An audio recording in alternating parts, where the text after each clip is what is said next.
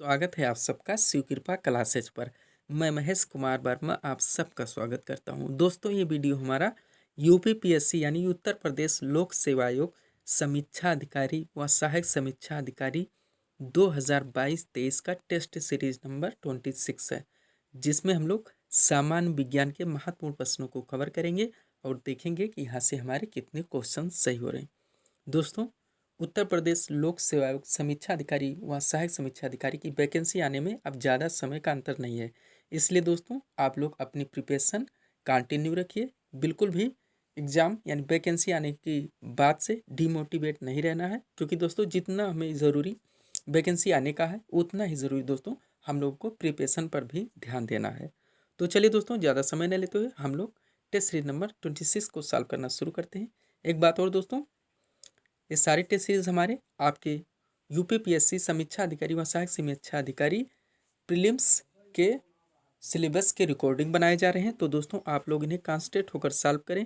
Questions कम सही होने पर पुनः टेस्ट सीरीज का रिवीजन करें, ताकि होने वाली उत्तर प्रदेश लोक सेवा आयोग की समीक्षा अधिकारी व सहायक समीक्षा अधिकारी जीएस प्रीलिम्स की परीक्षा के लिए आप लोग पूर्ण रूप से प्रिपेयर रहें। चलिए दोस्तों, टेस्ट सीरीज नंबर 26 को सॉल्व करना हम लोग शुरू करते हैं।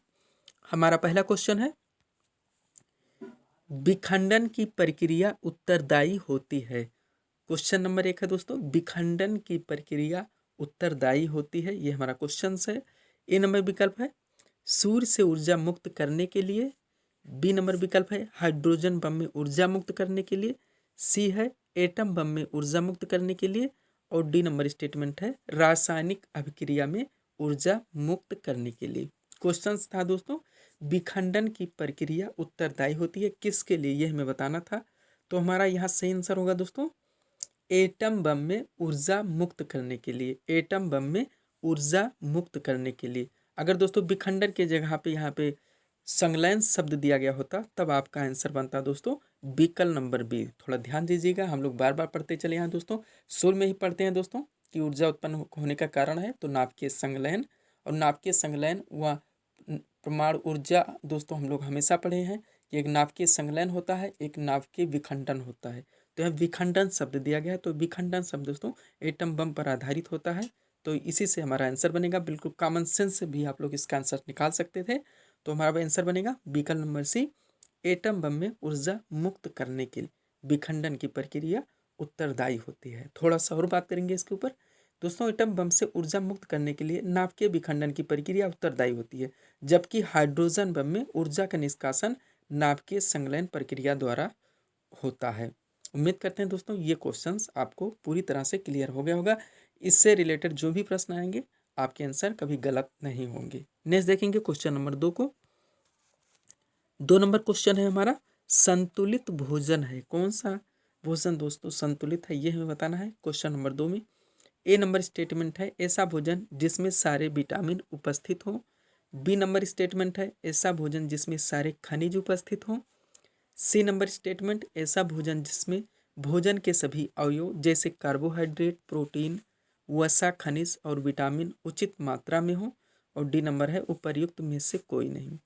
तो हमारा सही आंसर क्या होगा दोस्तों, हम लोग कैसा भोजन को संतुलित मानेंगे या कैसा भोजन को पसंद करेंगे कि यह हमारा संतुलित आहार है। तो सीधी सी बात है दोस्तों, ऐसा भोजन जिसमें कार्बोहाइड्रेट, प्रोटीन, वसा, खनिज और विटामिन प्रचुर मात्रा में यानी उचित मात्रा में उपलब्ध हो। यहाँ पे हमारा आंसर बनेगा विकल्प नंबर सी। नेक्स्ट देखेंगे 3 नंबर क्वेश्चन, सर्वदाता रुधिर वर्ग कहलाता है। यहाँ से 2 क्वेश्चन बनते हैं दोस्तों, आप लोग जानते होंगे, एक सर्वदाता एक सर्वग्राही। तो जो सर्वदाता होता है दोस्तों वो वर्ग होता है, और सर्वग्राही जो होता है वो ये और बी वर्ग होता है। इसका मतलब होता है दोस्तों कि वो वर्ग जो सर्वदाता है ये किसी को भी अपना किसी भी वर्ग को या ग्रुप को अपना रुधिर दे सकता है या रक्त दे सकता है, और जो ये भी होता है वो किसी से भी ले सकता है। नेक्स्ट देखेंगे क्वेश्चन नंबर 4 को, खाद्य श्रृंखला के संदर्भ में सही कथन का विचार करना है। 4 नंबर क्वेश्चन में बार बार दोस्तों फूड प्रोसेसिंग आप लोग जानते हैं या फूड चैन आप कह सकते हैं, यहाँ से क्वेश्चन पूछे ही जाते हैं। पर्यावरण से आप ले लीजिए दोस्तों, जियोग्राफी से ले लीजिए, जनरल साइंस से भी ले लीजिए, ऐसे क्वेश्चन दोस्तों बार बार बनते हैं और ये दोस्तों इंपॉर्टेंट होते हैं। चलिए इस पर हम लोग पूरी तरह से चर्चा करेंगे। सबसे पहले हमारा ये नंबर स्टेटमेंट है, हरे पौधे खाद्य श्रृंखला में उत्पादक स्तर पर हैं, वे सूर्य की ऊर्जा का उपयोग करके अपना भोजन संश्लेषित करते हैं।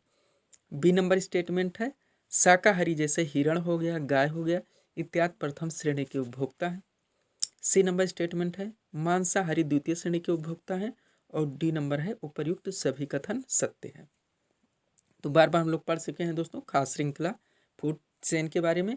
तो इसमें लोग दोस्तों हम लोग जानते हैं कि सबसे उत्पादक स्वपोषी को हम पढ़ते हैं, उसमें आते हैं दोस्तों हरे पेड़ पौधे जो सूर्य की रोशनी या प्रकाश के द्वारा दोस्तों प्रकाश संश्लेषण की क्रिया के माध्यम से अपना भोजन स्वयं बनाते हैं, यानी इसे हम लोग स्वपोषी भी कहते हैं।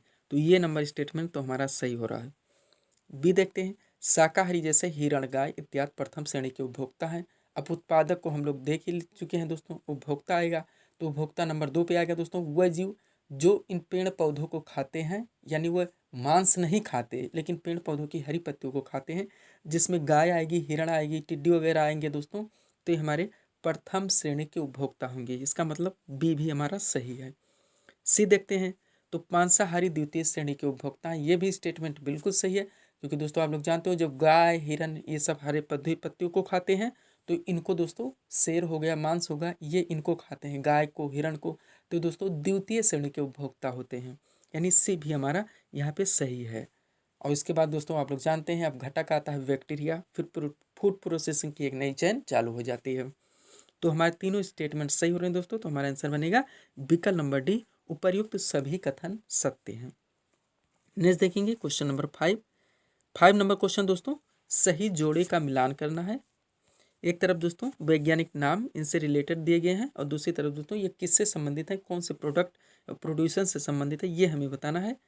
तो ये नंबर है दोस्तों एक्वाकल्चर, जिसके सामने रेशम कीट पालन दिया गया है। बी नंबर है फ्लोरिकल्चर, जिसके सामने अंगूर उत्पादन दिया गया है।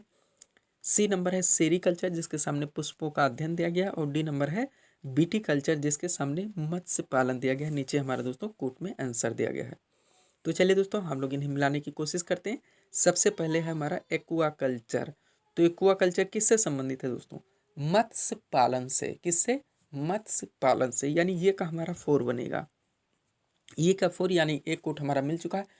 ऐसे क्वेश्चन दोस्तों जैसे ही आपको ये कोट मिले, कोई भी मिले, अगर आपको ना भी आता हो, आप ABCD में देखिए, थोड़ा सा कॉमन सेंस लगाइए, एक कोट अगर आपका तुरंत निकलता है तो क्वेश्चंस को दोस्तों एलिमिनेशन करने की कोशिश कीजिए, हो सकता है एक ही कोट से आपका आंसर निकल आए।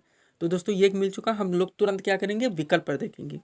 तो विकल्प पर चलेंगे दोस्तों, तो हमारा ये में बनना है और डी में बनना है, यानी 2 हमारे कट चुके हैं, बी और सी कट गया। अब हमारे दोस्तों केवल 2 विकल्प बचे हैं, यानी जहाँ 4 विकल्प थे हमारे आंसर सही होने की संभावना थी 25%, वहाँ 50% हो चुकी है, केवल एक कूट सही मिलाने से।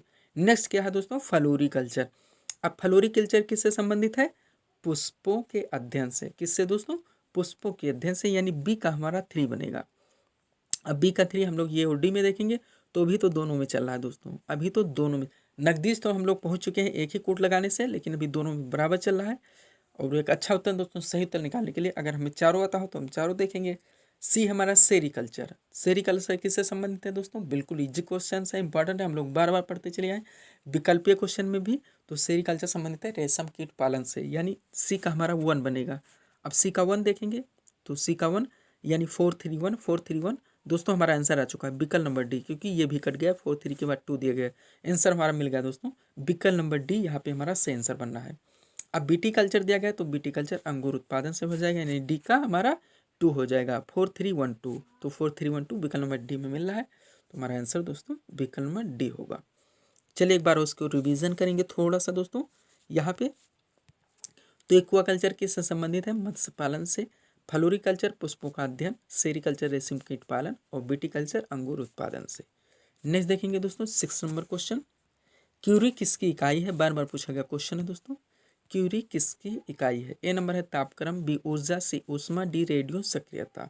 तो हमारा सही आंसर क्या होगा दोस्तों, रेडियो सक्रियता, यानी विकल्प नंबर डी, क्यूरी रेडियो सक्रियता की इकाई है। नेक्स्ट देखेंगे 7 नंबर क्वेश्चन, रेफ्रिजरेटर खाद्य पदार्थों को खराब होने से बचाते हैं क्योंकि, ये हमें बताना है दोस्तों, रेफ्रिजरेटर खाद्य पदार्थों को खराब होने से बचाते हैं क्योंकि, ये हमें बताना है क्यों बचाते हैं। ए नंबर स्टेटमेंट है, इसके न्यून तापमान पर जीवाणु और फफूंदी निष्क्रिय होते हैं। बी नंबर स्टेटमेंट है इसके न्यून तापमान पर रोगाणु मर जाते हैं। सी नंबर है इसके न्यून तापमान पर रोगाणु जम जाते हैं। और डी नंबर है यह खाद्य पदार्थों को रोगाणु रहित कर देते हैं। ये 4 स्टेटमेंट है दोस्तों। हमें बताना है कि रेफ्रिजरेटर खाद्य पदार्थों को खराब होने से बचाते हैं क्योंकि। तो सही आंसर क्या बनेगा दोस्तों? आप लोग थोड़ा सा कॉमन सेंस लगाइए। रेफ्रिजरेटर बार बार सुनते चले आए दोस्तों। तो यहाँ पे हमारा आंसर होगा दोस्तों विकल्प नंबर ए, इसके न्यून तापमान पर जीवाणु और फफूंदी निष्क्रिय होते हैं। इसके न्यून तापमान पर जीवाणु और फफूंदी निष्क्रिय होते हैं। थोड़ा सा और इसके बारे में बात करेंगे, ध्यान से सुनिएगा दोस्तों। रेफ्रिजरेटर के न्यून तापमान पर जीवाणु और फफूंदी निष्क्रिय होते हैं, जो कि हमारा आंसर है, जिसके कारण खाद्य पदार्थ अधिक समय तक सुरक्षित रखे जा सकते हैं। इसके लिए न्यून तापमान 3 से 5 या कह सकते हैं 37 डिग्री फ़ारेनहाइट से लेकर 41 डिग्री फ़ारेनहाइट के बीच रखा जाता है। नेक्स्ट देखेंगे 8 नंबर क्वेश्चन। फल पकाने वाला हार्मोन पूछा गया है 8 नंबर क्वेश्चन में। फल पकाने वाला हार्मोन, ए है ऑक्सिन, बी है जिबरेलिन, सी है एथिलीन और डी है साइटोकाइनिन। तो हमारा सही आंसर क्या होगा दोस्तों? फल पकाने वाला हार्मोन कौन सा है? एथिलीन, यानी विकल्प नंबर सी यहाँ पे हमारा सही आंसर होगा। नेक्स्ट देखेंगे क्वेश्चन नंबर 9। हीमोग्लोबिन का कार्य बार बार पूछा गया दोस्तों। यहाँ से 2 क्वेश्चन बनते हैं। एक आप ध्यान दीजिएगा, रक्त का जो रंग लाल होता है वो हीमोग्लोबिन के कारण होता है।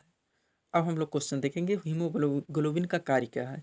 ए नंबर है एमिनो अम्ल उपलब्ध कराना, बी है ऑक्सीजन ले जाना, सी एंजाइम उपलब्ध कराना और डी है उत्सर्जन में सहायता करना। तो हमारा सही आंसर होगा दोस्तों हीमोग्लोबिन का जो कार्य है ऑक्सीजन ले जाना या ऑक्सीजन का परिवहन करना। ऑक्सीजन ले जाना या ऑक्सीजन का परिवहन करना, यानी विकल्प नंबर बी यहाँ पे हमारा सही आंसर होगा। नेक्स्ट देखेंगे 10 नंबर क्वेश्चन। हीमोफीलिया रोग से ग्रसित व्यक्ति के लक्षण हमें बताने हैं क्वेश्चन नंबर 10 में। हीमोफीलिया रोग से ग्रसित व्यक्ति के लक्षण, जो कि हमारा थंबनेल का भी क्वेश्चन है। ए नंबर है खून की कमी हो जाती है, बी है खून का बहना बंद नहीं होता है, सी नंबर है रक्त बनता ही नहीं और डी नंबर है उपरोक्त सभी। यहाँ से कई क्वेश्चन बनते हैं दोस्तों, सब पर हम लोग चर्चा करेंगे। तो सबसे पहले क्वेश्चन को समझते हैं। हीमोफीलिया रोग से ग्रसित व्यक्ति के लक्षण है, तो हमारा आंसर होगा खून का बहना बंद नहीं होता है। तो हमारा आंसर होगा दोस्तों खून का बहना बंद नहीं होता। आप थोड़ा सा इसके बारे में और बात करेंगे दोस्तों। पूछा था कि हीमोफीलिया रोग कौन सी विटामिन की कमी के कारण होता है, तो आपका आंसर होगा विटामिन के। एक बात और दोस्तों, ऐसा भी पूछा जाता है कि रक्त का थक्का नहीं जमता है, तो कौन सी विटामिन के कारण, तो विटामिन के। या ऐसा पूछा था हीमोफीलिया रोग से ग्रसित व्यक्ति के लक्षण है, उसमें विकल्प में ये ना देकर कि खून का बहना बंद नहीं होता, ऐसा दिया था रक्त का थक्का नहीं जमता है, तो भी दोस्तों आपका आंसर रक्त का थक्का ही होगा कि नहीं जमता है हीमोफीलिया रोग से ग्रसित व्यक्ति में। आप पूरा मान सकते हैं दोस्तों कि विटामिन के की कमी के कारण होने वाला रोग हीमोफीलिया है, जिसके कारण रक्त का थक्का नहीं जमता है और रक्त का थक्का न जमने के कारण खून का बहना बंद नहीं होता है। नेक्स्ट चलेंगे 11 नंबर क्वेश्चन पे। सब्सक्राइब करें दोस्तों आप हमारे चैनल शिव कृपा क्लासेस को इसी तरह के वीडियोस के लिए। 11 नंबर है रक्त का शुद्धिकरण यानी रक्त का फिल्टर कहाँ पर होता है? रक्त का शुद्धिकरण कहाँ पर होता है? ए नंबर है किडनी, बी है फेफड़ा, सी है यकृत और डी है हृदय। तो हमारा सही आंसर होगा दोस्तों रक्त का शुद्धिकरण यानी फिल्टर किडनी में होता है, यानी विकल्प नंबर ये यहाँ पे हमारा सही आंसर होगा। नेक्स्ट देखेंगे 12 नंबर क्वेश्चन। हैंसेन रोग किस रोग का अन्य नाम है? हैंसेन रोग किस रोग का अन्य नाम है, ये पूछा गया है क्वेश्चन नंबर 12 में। ए है पोलियो, बी टिटनेस, सी कुष्ठ और डी पायरिया। तो हमारा सही आंसर होगा दोस्तों कुष्ठ रोग। कौन सा? कुष्ठ रोग, यानी हैंसेन रोग कुष्ठ रोग का दूसरा नाम है। 13 नंबर क्वेश्चन सॉल्व करेंगे। कृत्रिम सैटेलाइट के अंदर व्यक्ति भारहीन महसूस करता है क्योंकि पृथ्वी के आकर्षण का बल, ये हमारा क्वेश्चन है, एक बार फिर से रिवीजन करेंगे। कृत्रिम सैटेलाइट के अंदर व्यक्ति भारहीन महसूस करता है क्योंकि पृथ्वी के आकर्षण का बल, ए नंबर है उस स्थान पर शून्य होता है, बी है चंद्रमा के आकर्षण के बल द्वारा संतुलित होता है, सी नंबर है अभिकेंद्र बल के समान होता है और डी नंबर है दोस्तों सैटेलाइट के विशेष डिजाइन के कारण प्रभावहीन होता है। तो हमारा सही आंसर क्या होगा दोस्तों? कृत्रिम सैटेलाइट के अंदर व्यक्ति भारहीन महसूस करता है क्योंकि पृथ्वी के आकर्षण का बल अभिकेंद्र बल के समान होता है। किसके? अभिकेंद्र बल के समान होता है, यानी विकल्प नंबर सी यहाँ पे हमारा सही आंसर होगा। दोस्तों, कृत्रिम सैटेलाइट के अंदर भारहीनता का कारण यानी भार का कम होने का कारण पृथ्वी के आकर्षण बल का अभिकेंद्री बल के समान होना है। नेक्स्ट देखेंगे 14 नंबर क्वेश्चन। निम्नलिखित में से किस स्थान पर गुरुत्वाकर्षण बल सबसे अधिक है? निम्नलिखित में से किस स्थान पर गुरुत्वाकर्षण बल सबसे अधिक है? ए नंबर दोस्तों भूमध्य रेखा, बी है कर्क रेखा, सी है मकर रेखा और डी है दोस्तों ध्रुव रेखा। तो हमारा आंसर क्या होगा दोस्तों? किस स्थान पर गुरुत्वाकर्षण बल सबसे अधिक होता है? ध्रुव रेखा पर। किस पर? ध्रुव रेखा पर। अब घुमा के कम पर पूछा जाए तो क्या देंगे? भूमध्य रेखा।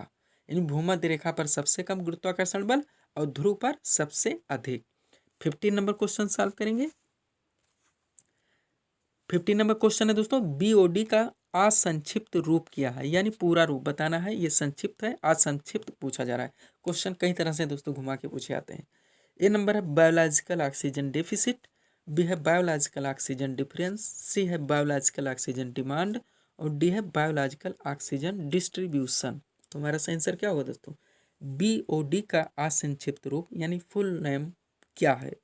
तो हमारा सही आंसर होगा बायोलॉजिकल ऑक्सीजन डिमांड। बीओडी का बायोलॉजिकल ऑक्सीजन डिमांड यानी विकल्प नंबर सी।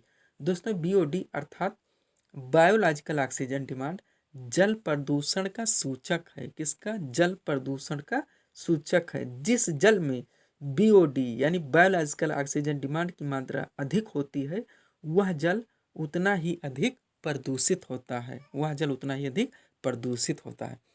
तो ये थे दोस्तों हमारे 15 महत्वपूर्ण सामान्य विज्ञान के प्रश्न जिसे हम यहाँ पे सॉल्व किए हैं। उम्मीद है दोस्तों आप सभी लोगों ने सॉल्व किया होगा और देखे होंगे कि आपके कितने क्वेश्चंस यहाँ से सही हो रहे हैं। दोस्तों, अगर क्वेश्चंस कम सही होते हैं तो टेस्ट सीरीज का रिवीजन जरूर करें, क्योंकि दोस्तों ये सारी टेस्ट सीरीज आपके दोस्तों उत्तर प्रदेश लोक सेवा आयोग समीक्षा अधिकारियों सहायक समीक्षा अधिकारी जीएस प्रीलिम्स के सिलेबस की रिकॉर्डिंग बनाए जा रहे हैं।